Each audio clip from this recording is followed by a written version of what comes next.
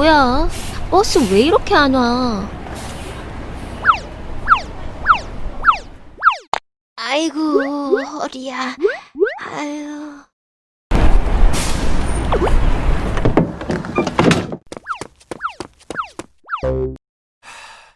할머니, 타실 거예요? 안 타실 거예요? 아, 뭐야, 시끄럽게.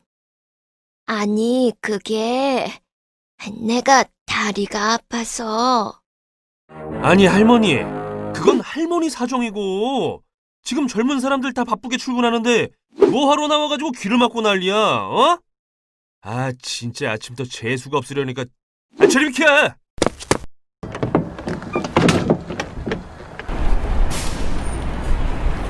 에휴. 다리도 불편한 양반이 그냥 집에나 있지. 뭐하러 나와서 고생이람?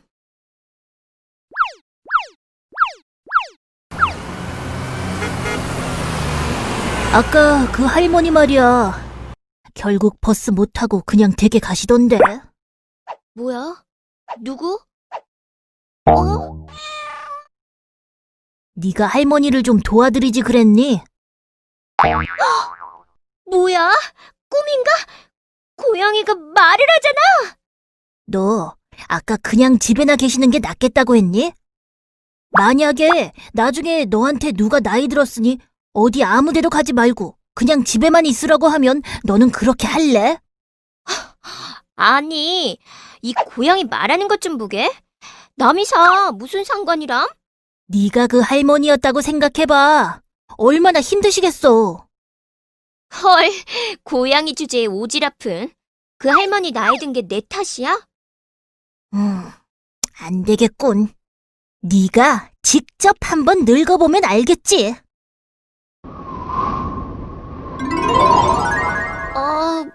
뭐야? 이 쎄한 기분은? 이게 뭐야? 왜 아까 그 할머니가 여기 보여? 어떡해. 빨리 내 모습 돌려내. 너 하는 거 봐서.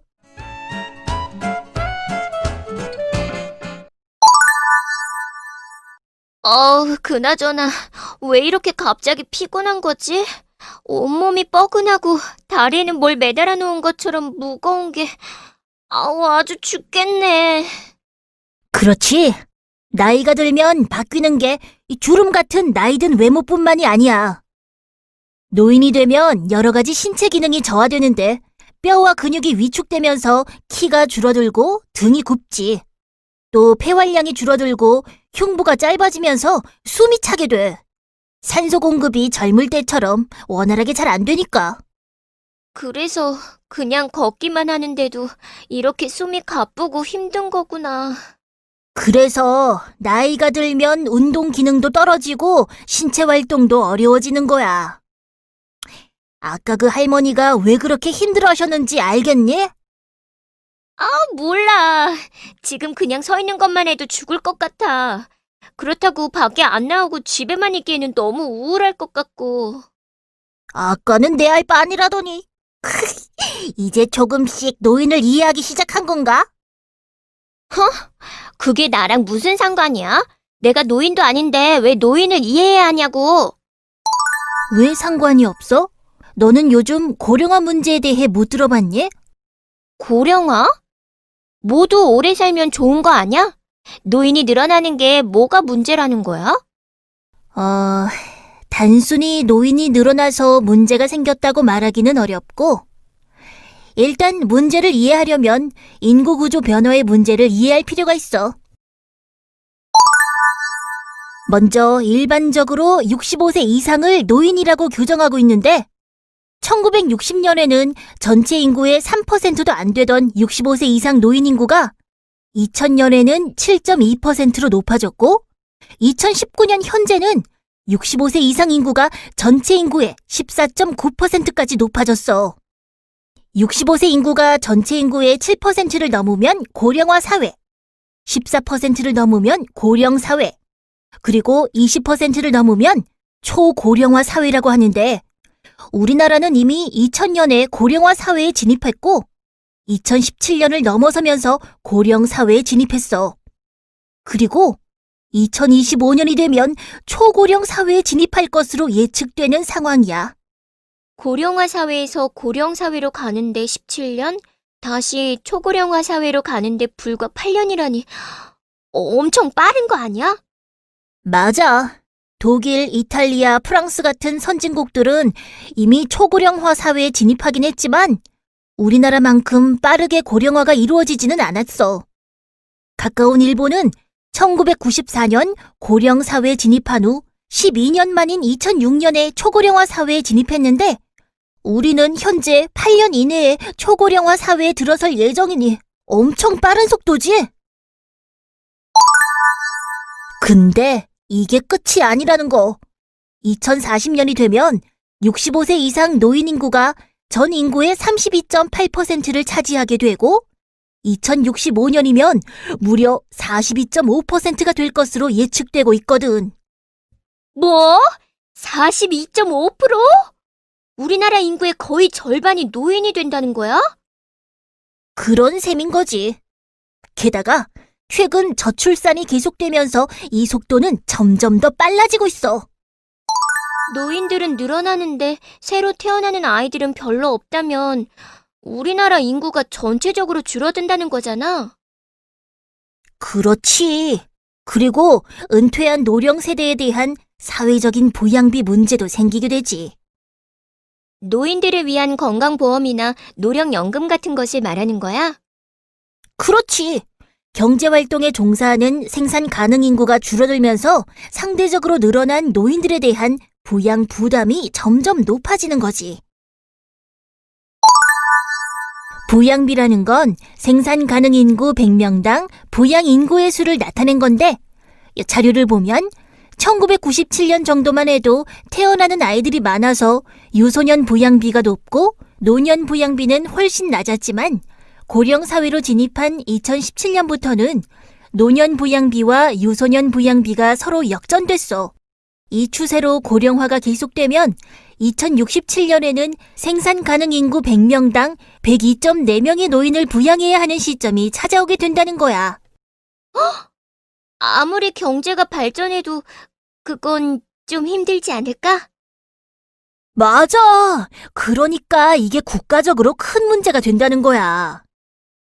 그런데 왜 노인 개인의 부양 문제를 우리 모두가 대처해야 돼?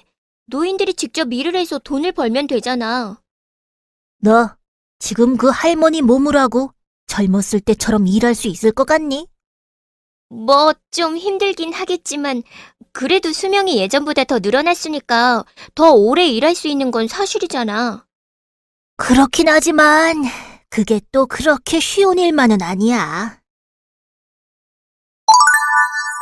55에서 79세 고령자 중 장래에 일하기를 원하는 비율은 2018년 기준으로 64.1%에 달하고 점점 증가하는 추세이고 이들 중 59.0%는 생계를 위해서 취업을 원하고 있지만 실제로 이들 중 고용된 비율은 기대에 많이 미치지 못하고 있어.